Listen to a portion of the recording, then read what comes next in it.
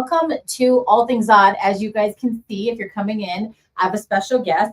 Let me just get this out to some of our groups here so that way we can get people to join in, because I have a really good topic today.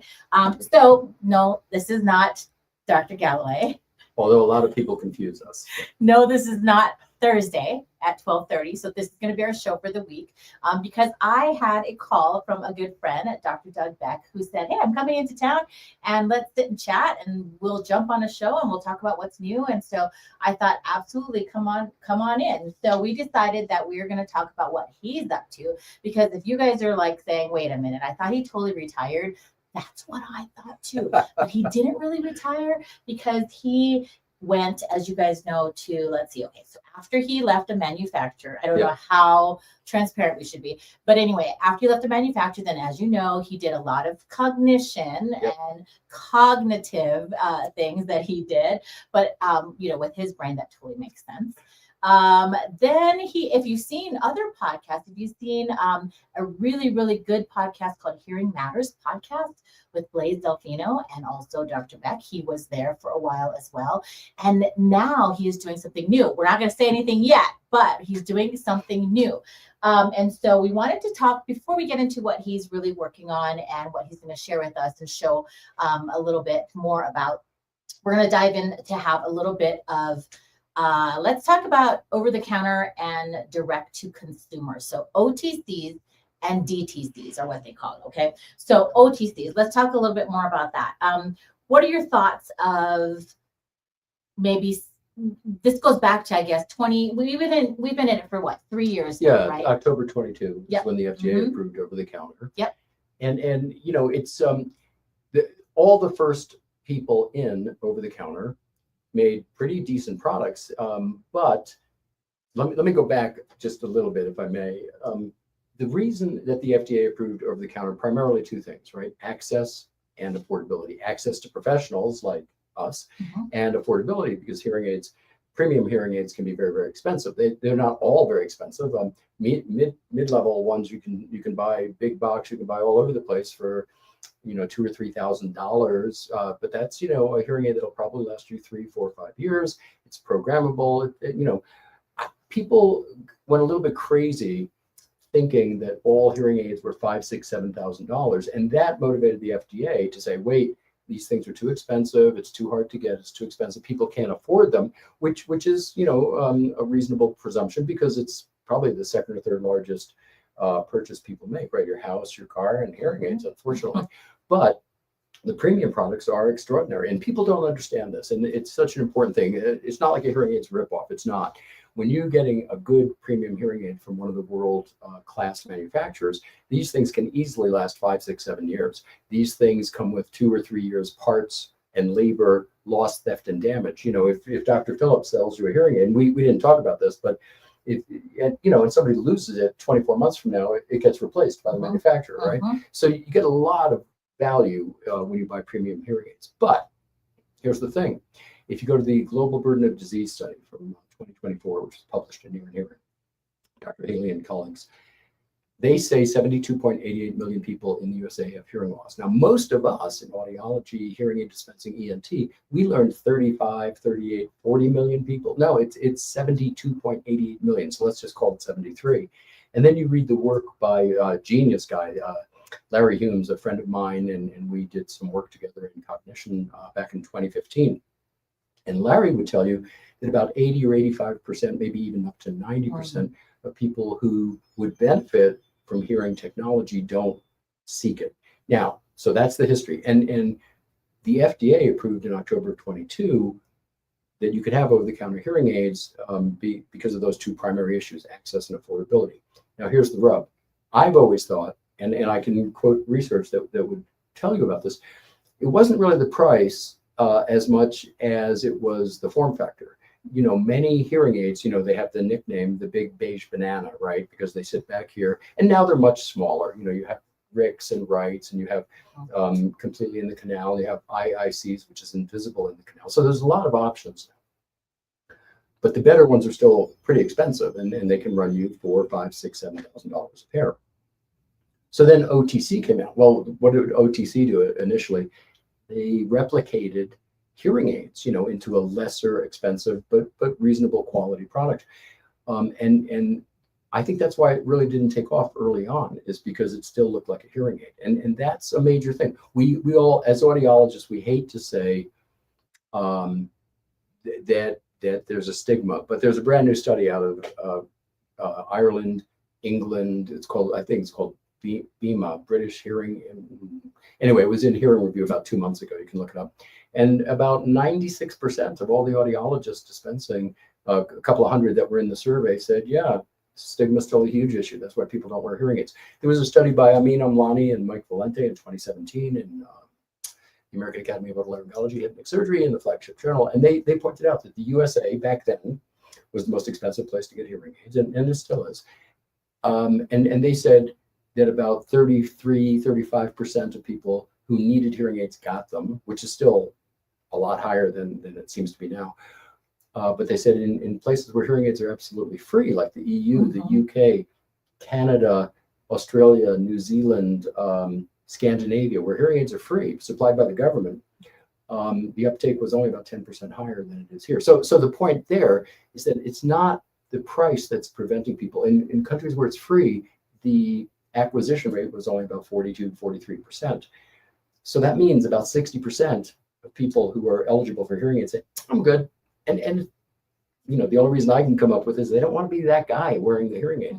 So I think it's interesting that when we change form factors, things change a lot. Yeah. And when we make it, and when you think about this, in the USA, look it up, 40 million people are wearing contacts. And I work with a lot of optometrists. I've never had any optometrist tell me that a contact lens is better than a set of, well-fitted spectacles, right? We have, I think, 12 to 15 million people in the USA wearing Invisalign, braces, which is brilliant. And I'm not mocking any of those. I'm saying cosmetics is super important.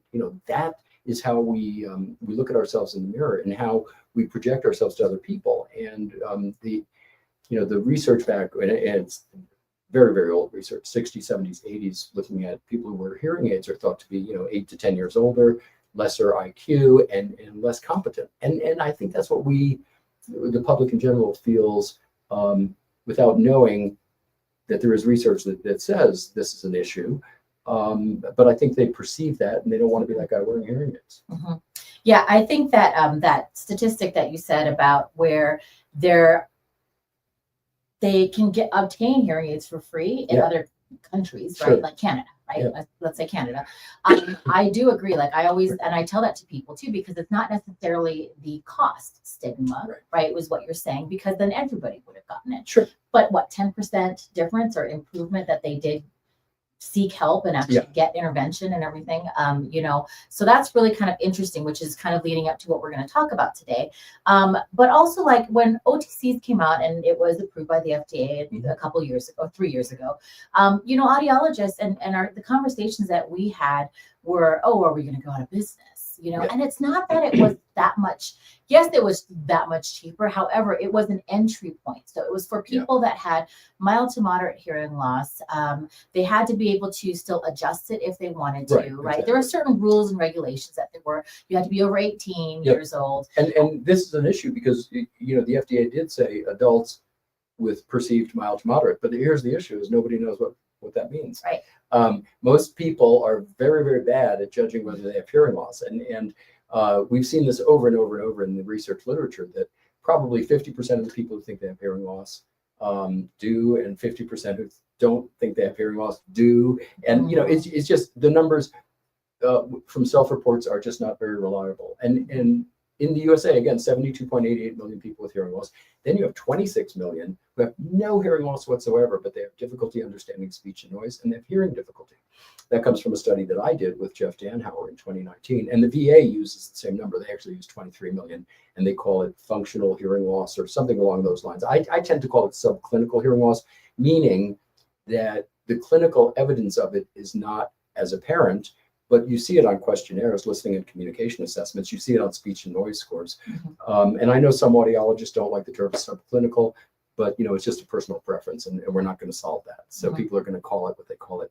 But my issue is this: look, you got 73 million people, global burden of disease study, USA, with hearing loss. You got 26 million who have no hearing loss whatsoever, but they have difficulty understanding speech and noise. So that's 100 million people. That's 1 out of every 3 Americans. I mean, it's very substantial. And people have no way of knowing. I mean, when I started wearing glasses when I was 40, that was about 120 years ago, I knew I had trouble because I couldn't read anymore, right? So you go to the optometrist, and the optometrist would check your vision and prescribe glasses, and it made a world of difference.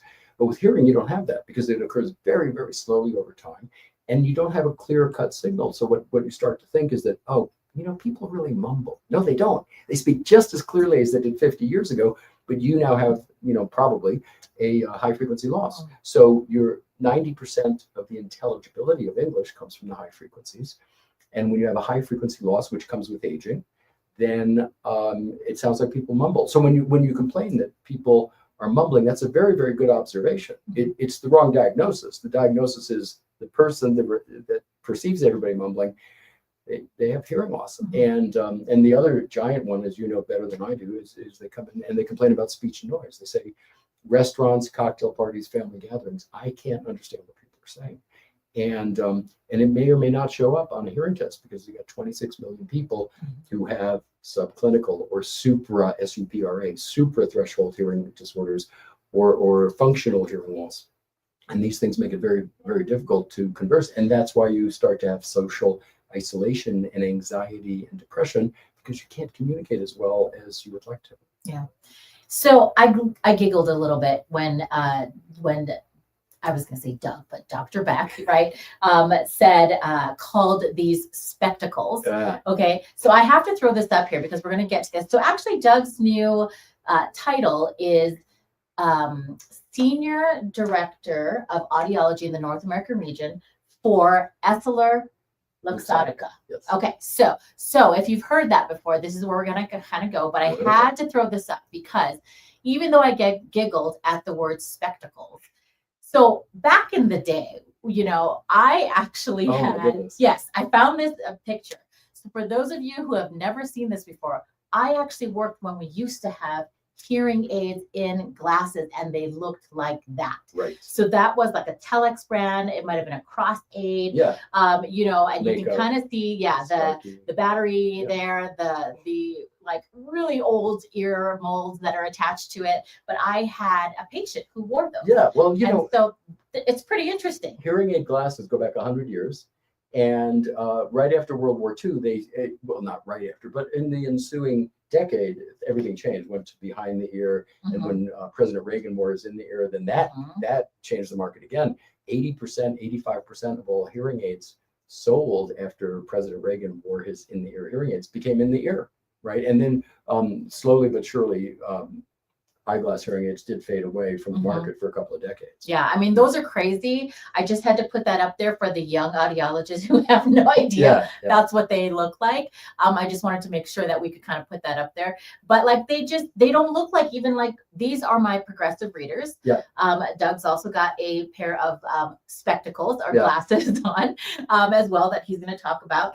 But that's what they used to be. That's what they used to look like. They weren't pretty. Like we had talked about how they look, and that was the stigma, right? With being able to even get hearing aids for free. You still had these really big, huge ear molds that sat in the ears. And then there was a wire. So how that was is there was a wire that went up into the frame. So the frame had to be thick. It went across your eyes and it went down to the other side. And that was the cross. That was the kind of cross hearing aid that was out there back in the day when, yes, I did have a patient who had that. So I thought that was kind of funny. I did a few of those when I started.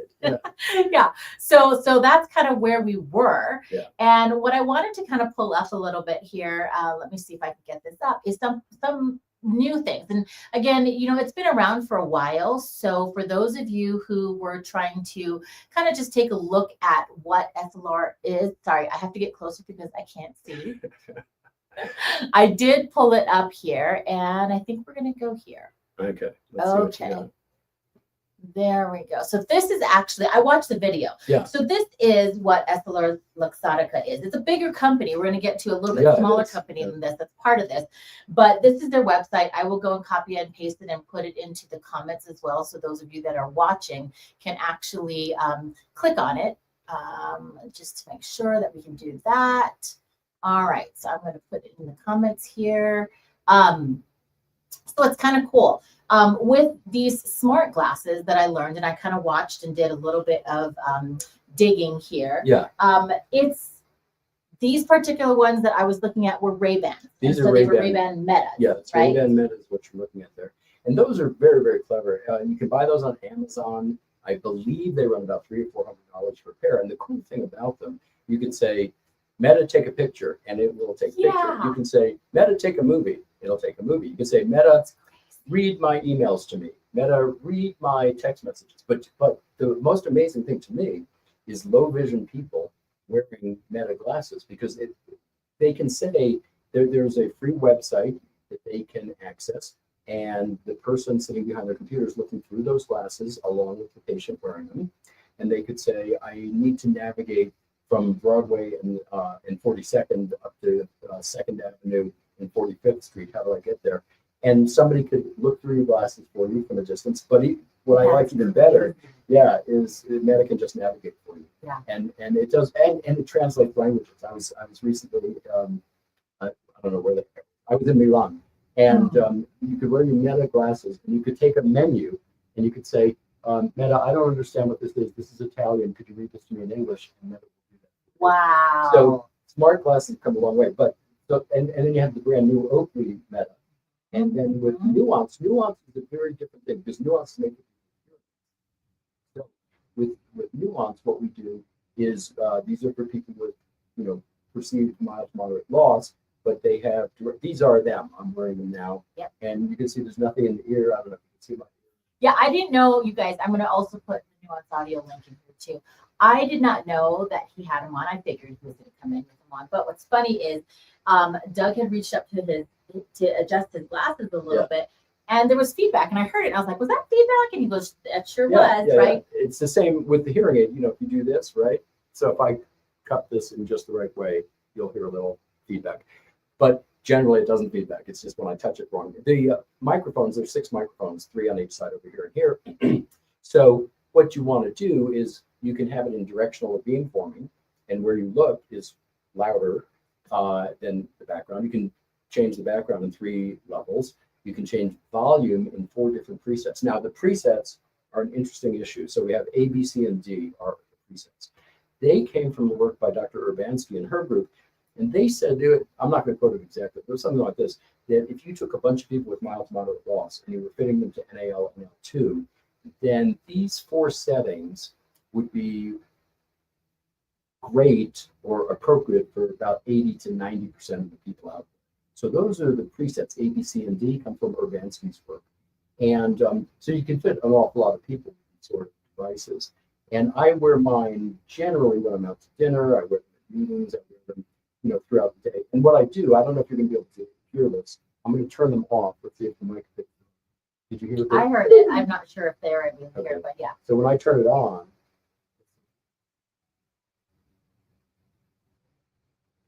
oh, I heard something. Battery something? Battery 85%. 85%. So the batteries last 8 or 9 hours. And this is another really interesting topic on audiology. Do people use situational hearing aids? Well, generally in American audiology, we sell, all routes combined, maybe between 5 and 7 million units per year. AirPod has sold 550 million. So it's not just a little bit more; it's orders of magnitude more.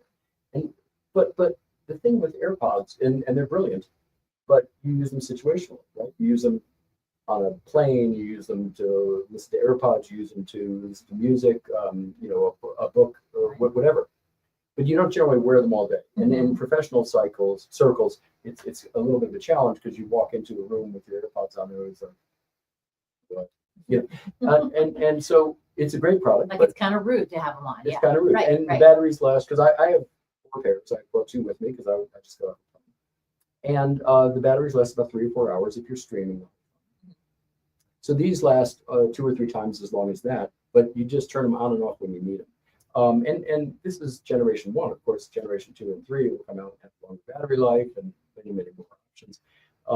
But this is the idea, I think, that why it's doing so well is it doesn't look like a hearing aid. There's absolutely no stigma. I mean, if we presume that stigma is the main reason people don't seek or acquire hearing aids, which I think is certainly in the top three, and to me, I would say when you go to glasses that are effective, or some of the incredibly well-made, invisible in the canal and eyes, and in some people's ears they don't show anyway. I mean, I can't see your ears, and I'm sitting right with my hair. Right, but I don't have that much hair. I mean, so if I don't want people to see hearing aids, then I have to do something else. Right. And I wore hearing aids for 15 years. I'm not embarrassed to wear hearing aids, but I certainly understand why people don't want to. Yeah. Well, and interestingly enough, also with that first picture that I threw up, there's no ear molds, there's nothing, right? And so the question is, I know there's this open ear technology, but explain to us, how are people hearing through these glasses? Okay, so, see, I grabbed it by the microphone. So there's a port here and a port here on the arm of the glasses, and the sound is directed down through there. It's air conduction, not bone conduction. And can you hear it being amplified right now? Because if I talk or if you talk, see, and she's right next to me and she can't hear it. Hardly, yeah. Yeah, because it's being directed directly into my ear canals. And this is a really cool technology which you can explore in the technical and specifications. So you have 6 microphones. So you have very, very good directional, very, very good beamforming. You have nothing in your ear at all. And so for people who cosmetics is an issue, and I would say that's the vast majority of us, if they're not a candidate for a premium hearing aid technology, this might be a solution for them. And I can tell you that I've done probably 300 or 400, maybe now 450 demos, and I've never had anybody say, "Oh, I don't like that." Oh, wow. It's pretty remarkable because you instantly hear the high frequencies. You're instantly hearing the sounds that you weren't hearing without being aided. So the benefits are pretty good. And we published a paper in February 2025, Journal of Otolaryngology ENT Research. Dr. Tammy and I, we looked at 2 of the premium hearing aids on the market in 2024, their speech and noise scores. And we looked at Nuance Audio speech and noise score. So, really? Yeah, so that's kind of cool. It's peer reviewed. Our average group improvement, SNR 50, signal to noise ratio, was about 3.5. And their average was about 2.2 and 2.5. So, it's something. And then, we have the good fortune, Hearing Advisor, Dr. Taddy's group rates hearing aids, and I recommend go look at their stuff. It's really good. Nuance Audio is an A group with all the best manufacturers, and our speech and noise scores are. So people that are just joining in, we're talking about Nuance Audio, and we have a couple of different comments I'm going to put up in a second. So just to be clear, they are not bone conduction. Right. They're air. Yes. With 6 different microphones. Yep. We have our dear friend Amit Ghazalia, watching right now, and he says, "I tried these at AAA. There are some benefits, but I found them to be very distorted and in noise." And then he also said, "Even tried the app. I get these are OTC, so I should lower my expectation." No, you shouldn't. You should raise your expectations, and if you don't calibrate them, that's exactly what happens. Mine are calibrated to me. What most people have been doing, and I don't know, Ahmed, if you did this or not, but they just put them on. And that's like taking a hearing aid out of a box and just put it in your ear. It's got to be programmed for you. It's got to be programmed for your voice. One of the major complaints that hearing aid candidates have all the time is they say, "Gee, my voice sounds funny." And they all say this, right? "My voice sounds like I'm in the bottom of the barrel," which is such an interesting comment because none of them have ever had their head at the bottom of the barrel. But they all say that. And so I believe it. But it's the same thing. It's got to be calibrated to your voice and to your head shape and size. Then that distortion doesn't exist. And interesting. And we run into that all the time. So and that makes sense. Yeah. And so that's a great question and comment, Amit, because so when you do a demo, like how quick can you fit somebody with these glasses? Like if you were to, and by the way, the other thing that I also did some research on is you don't have to have a prescription for the lens part of it. It can be clear. Yeah. It can be your prescription glasses, right? And then my question is it only a single? Okay, so that was my question too. Was it a single lens or can it be progressive? So it can be progressive as well. Yeah, and they come out of the box with transition lenses. Those are the ones that get darker when you go outside and lighter inside. So that comes with it, perfectly clear. They're called Plano. But yeah, you can get your prescription put in, and You can do that at Target Optical, you can do that at LensCrafters, you can do that at Pearl Vision, you can do that at Four Eyes, you can do it at a lot of places. So the thing that we have found is that calibrating it for the individual takes about 90 seconds, but it has to be done in quiet. And that's a big issue because people try them at a restaurant and you can't calibrate it there. Or at a conference Can't or calibrate something. it there. Yeah. Okay. It's got to be in a quiet room because it's using your voice, you know, the power of your voice, the spectrum of your voice to calibrate so that right now I'm not hearing my voice. And it's perfectly clear. And that's why I'm sure we have an A rating in sound quality on that hearing concept. Okay. We also have a friend of the show, Corey Workman, up in Estes Park.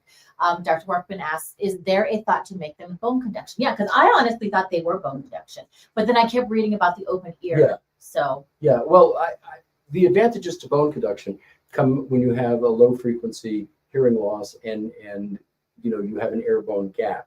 Bone conduction, I use it when I work out. You know, I have a different set of hearing aids that I use that are bone conduction, and I like it when I work out because then my ear is totally open again, and yet I can listen to music or I can listen, you know, to a podcast or something. So, but no, to my knowledge, we're not planning on bone conduction product. Bone conduction is fine, and I think it's a great thing you have to know about in audiology, and particularly if you have a conductive hearing loss, very, very beneficial. But at this point, for people with perceived mild to moderate sensory neural loss, I think we can fit most of them pretty effectively with that conduction. And so you've been with this company for the past year. What can people expect, or how do you see this going? Like, what are some of the things that I know you can't talk about everything in the pipeline, but you know, what are your initial thoughts? Because you've been kind of around audiology. Yeah, I've only been in audiology now 41 and a half years. Oh my God. Excuse me. And you know, well, right now, Nuance comes in 2 different frame colors, 3 different sizes, and so you have kind of the rectangle, which is what I'm wearing, and then you have the rounder one there, and that's called Panthos. And you're about to see a new color and a new frame launched in the middle of September. And I think the future is very, very bright because you're going to have more options with regard to what it looks like. It's going to continue to sound better and better and better. You're going to have more and more options, such as Bluetooth and such as right now they're not Bluetooth, right? And it was interesting because one of my colleagues wrote, "Oh, I tried. I didn't like their Bluetooth." I don't know where that came from, but you know, Bluetooth actually, it's funny. But it's never been turned on by the company yet because the battery it sucks up battery. So when we overcome that, which we'll do rapidly, that'll come out. And but it was originally designed in because it made good sense. But I think at this point, Bluetooth is absolutely stunning, absolutely brilliant, and I think it's the future, like Auracast and like so many things. You know, when we have a technology that's proven, everybody jumps on board. Do you think that they were getting confused with the Meta glasses, the Meta AI glasses that we Yeah, it could be. Recently? It could be. Yeah, because with that, obviously there's Bluetooth. That's right. Okay. And their Bluetooth is great, but it's not for people who have significant hearing loss because it's just not going to be loud enough. Right. Okay. Let's talk about so again, this also is for mild to moderate hearing loss, flat losses. Yeah. Or are you talking like even high pitch, high frequency slopes? So there's 4 presets. One would be mild flat, and then mild high frequency. Yeah. Okay. And then moderate flat, and then moderate high frequency. Okay. So, but you know, everybody's definition of mild and moderate is different. I mean, I just wrote an article about this that it's so difficult because first of all, people don't know what mild to moderate means. Secondly, no 2 organizations agree on it, and then didn't somebody just come out again recently? Yeah, with like, now this is what all the severity of hearing losses look World like. Health Organization just published it. But they left out slight. And if you go to ASHA, right, ASHA would tell you 0 to 15 is normal. And I'm a real stickler on that. I mean, for 100 years now, we've known that 0 to 15 is normal for an adult. Thresholds from 250 to 8,000 hertz. But even the ASHA guidelines say 0 to 25. And then some of the guidelines will say 16 to 25 is slight, and some of them will say 25 is mild. But then you get into moderate, and moderate becomes very, very difficult because traditionally it's been 40 to 70, right? But then you have moderately severe. So you have moderate at 40 to 55, which I think is what the FDA used. And then you have 50, 60, 70, it's moderately severe. So these terms, they're terrible. Yeah. They're just absolutely terrible. Yeah. So a 40 dB loss, 45, it's worth trying. If that's your full frequency pure tone average. If your pure tone average is 65 or 70, it's not. Okay.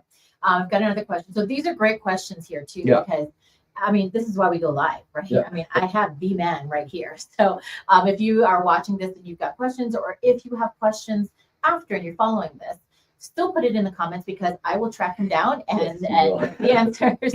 Okay, so Corey has another question. Do these need to be dispensed from an optical center, or can an audiologist get hold of these without prescription lenses?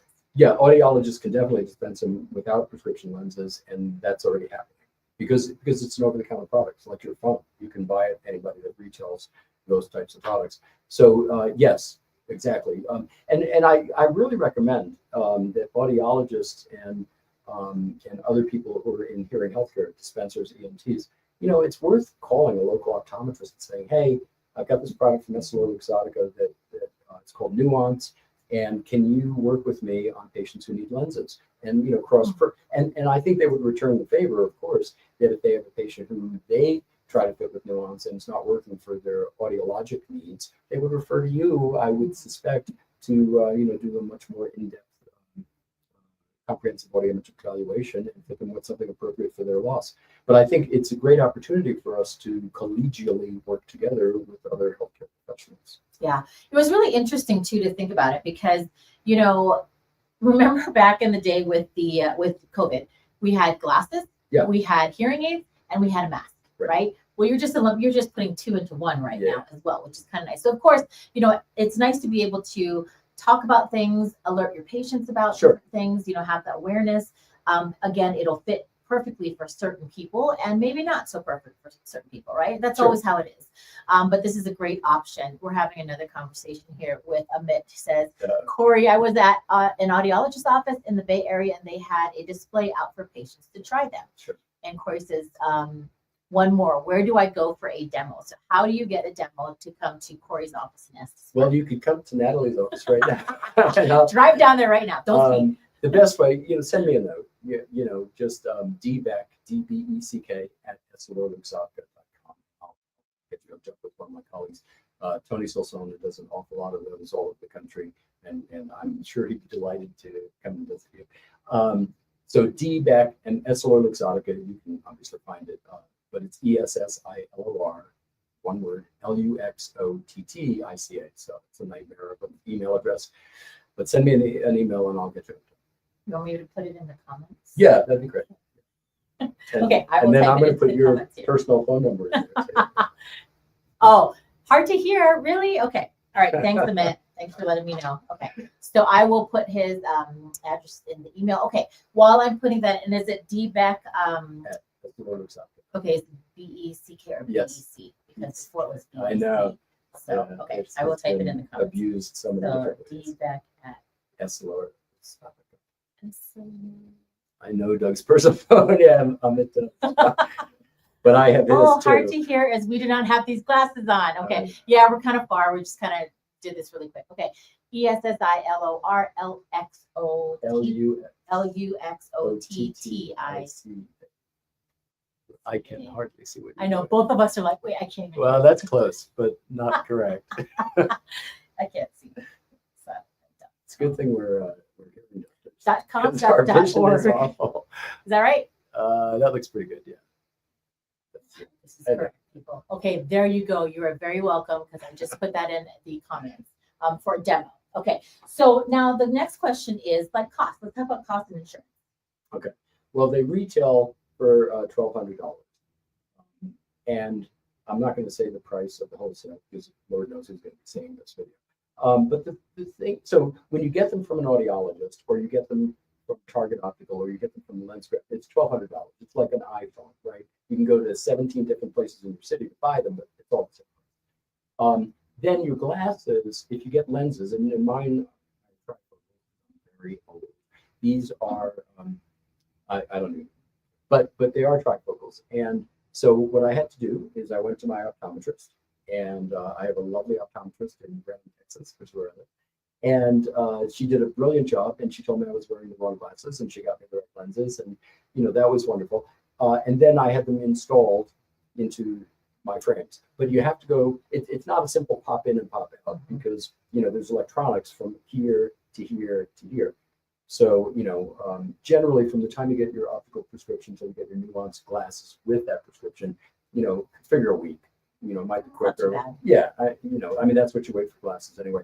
The thing about insurance, many people have insurance for glasses, right? So yes, that would be covered if you got it from an optometrist or an optician, who handles your insurance. You can still get your lenses, most likely. I would never promise anything with insurance. I hate insurance, but I'm so glad I have it, right? So it ranges, and in many Medicare Advantage programs, the programs have eyeglass coverage as well. So you could go to a place that takes your insurance, and if they can do your optometric evaluation and get you lenses to put into your nose. Yeah, and health savings accounts. Like, don't forget, with some of the things that you can purchase, you can probably use your health savings account for this as well. Again, I hesitate to say yes or no, because it's going to vary with how it's written, but it's certainly worth checking. Yeah. I'm going to Spain in 2 weeks to go on a trekking trip on the Camino. And I got my walking pad covered by my HSA. Wow. Yeah. So cool. You're right. It depends on how it's written, but it's worth checking out. Yeah, always. Yep. Okay. Let's see. I guess the last question that I have, and again, if you guys have any questions later on down the line, even after the show is done here, put it in the comments. But how is it best for audiologists to get involved? Well, send me an email if you're interested, and I'll get you hooked up with my colleagues, and they'll do a demo, and they'll get you set up as a retail site for this product.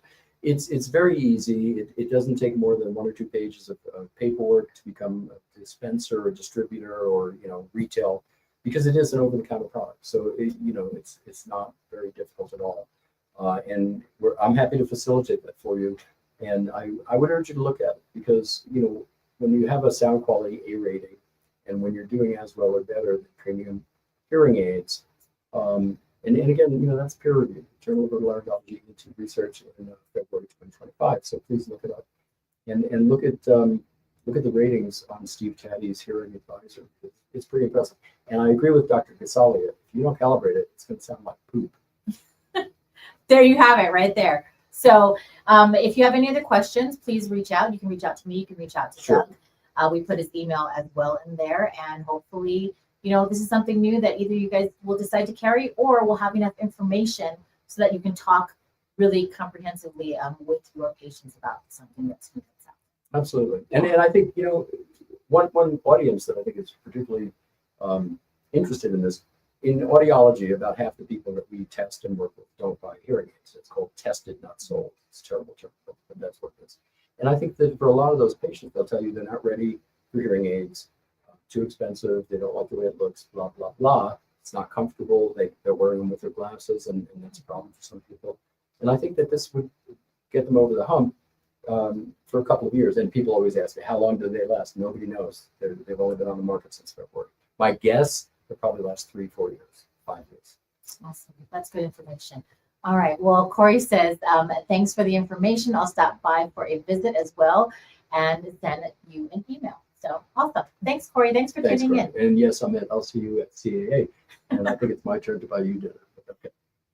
All right. Well, thanks, guys, for tuning in, and great special guest to have stopped in the office today. It's an honor to see you. Oh, thanks. All right. And we'll see you next week. Thank you. Bye.